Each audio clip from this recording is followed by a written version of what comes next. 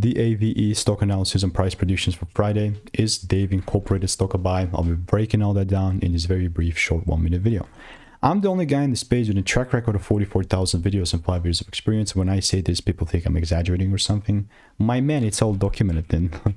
Even with Dave specifically. Let's zoom out for a second here. Right, yeah, it's interesting because I haven't made a video since like here when it was 160 something. I mean, bottom line, aiming for 286, but randomly buying is just never gonna be happening. The only thing that I would better do, you know, is if the price pulls down here and gives me a shift, that's when I pull the trigger and buy. But like me, randomly buying is just simply not gonna be happening. So all I'll be doing in the meantime here is just I'll keep waiting for rules to be met.